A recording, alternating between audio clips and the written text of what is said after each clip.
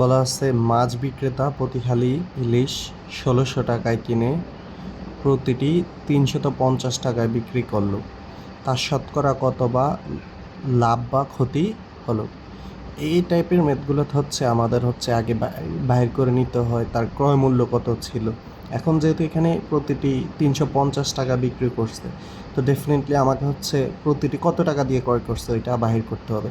এখানে এক হালি তো আমরা জানি 4টি, তাহলে 4টি হচ্ছে কত টাকা? 4টি হচ্ছে আমাদের এখানে ১৬০০ টাকা। তাহলে একটি কত হবে?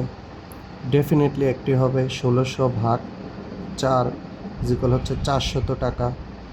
এখন দেখেন এখানে একটা ক্রয় মূল্য, এটা কিন্তু ক্রয় মূল্য।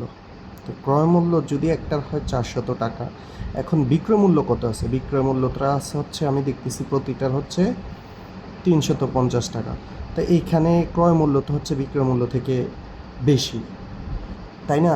তাহলে এখানে বোঝা যাচ্ছে যে যেহেতু ক্রয় মূল্য বেশি, বিক্রি করছে কমে, তার মানে তার তো ক্ষতি হয়েছে। তাইলে এখন তার ক্ষতিটা বাইর করব। তার ক্ষতিটা হচ্ছে এখানে কত টাকা ক্ষতি হলো তার? ক্রয় মূল্য মাইনাস হচ্ছে বিক্রয় মূল্য, অর্থাৎ ৫০ টাকা। তাইলে এখন তার শতকরা কত ক্ষতি হলো? তো শতকরা ক্ষতিটা বাইর করতে গেলে আমাদের জানতে হবে, এখানে আমরা তো জানি সূত্রটা, এখানে হচ্ছে ক্রয় মূল্য নিচে আর উপর হচ্ছে ক্ষতি ইন্টু হচ্ছে ১০০%। তাহলে উত্তরটা হবে ৫০। আর নিচে হচ্ছে, নিচে কত ক্রয় মূল্য কত ছিল? ৪০০, আর এখানে হচ্ছে ১০০। তাহলে এই শূন্য এই শূন্য কাটা, এই শূন্য এই শূন্য কাটা, ২ ২ হচ্ছে ৪, ৫ দুগুণ হচ্ছে ১০, ৫ ৫ হচ্ছে ২৫/২%। ওকে, এইটাই হচ্ছে আমাদের আনসার।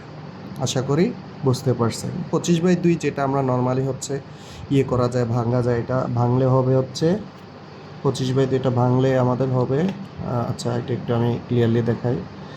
২৫/২টা ভাঙলে হবে হচ্ছে, ধরো না মিশ্র ভগ্নাংশ নিয়ে গেলে হবে ১২ সমস্ত হচ্ছে 2/1%।